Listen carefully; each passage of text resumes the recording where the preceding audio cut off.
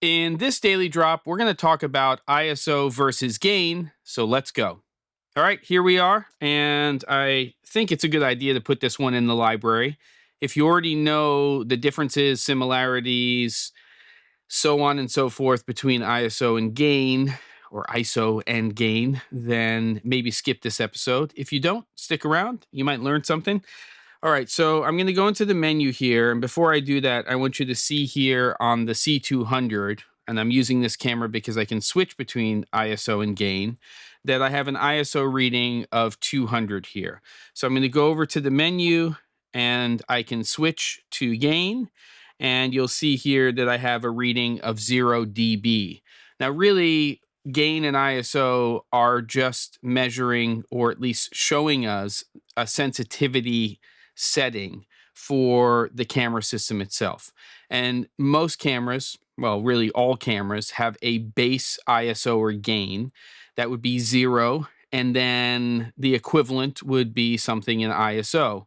So a lot of older broadcast cameras and even smaller digital cinema cameras didn't actually show you sensitivity based on ISO. They only showed them in gain.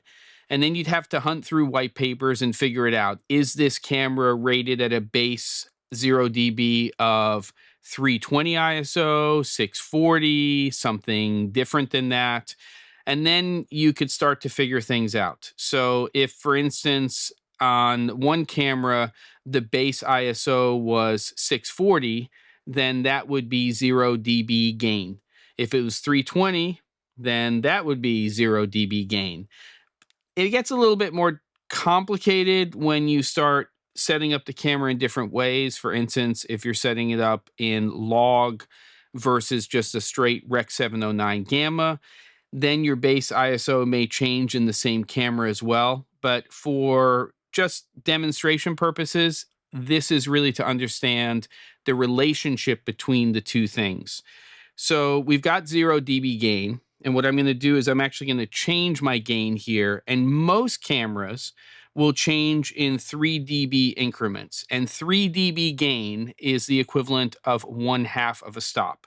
So if I change it to 6 dB as a positive value, now I'm actually changing it by 1 full stop. So if this base ISO of this camera was, let's say, 400, then 6 dB gain would be the equivalent of 800 ISO. So just depends on your camera system and what you're doing. But again, if I now change it to 12 dB, which I probably wouldn't do in an older camera system, because especially older small chip camera systems, if you went above 6 to maybe 9 dB, so a stop to a stop and a half, it started to get really, really noisy. A good example would be something like the Sony EX1. Never go past 9 dB, but really no more than 6 dB. And I'm going to do another episode about shutter speed and cheating shutter angles and speed. That's another way that we can handle some things having to do with noise with the camera. But you get the basic idea. So let's just go ahead and change that back to 0. And I think you understand the relationship now in terms of what this is all about. But if I go back to ISO, if I'm at 200 and I change that to 400, that's a stop. And again, that's the equivalent of 6 dB gain. I go up to 800, that's a stop. Now I'm at 12 dB gain, so on and so forth. So there you go. There's the relationship between ISO and gain. It's not really versus, it's just understanding the differences. And one other thing to mention is that most camera systems that have ISO will change in 1/3 of a stop increments. And generally, when we're changing gain, it's in 1/2 stop increments. There are exceptions to that, but that's generally the way you'll find it. And again, cameras like this will allow you to switch between both. Part of that is just comfort, because if you come more from a broadcast background, you may be more used to using gain. And if you're coming more from the cinema or DSLR or mirrorless camera background, you may be more used to using ISO.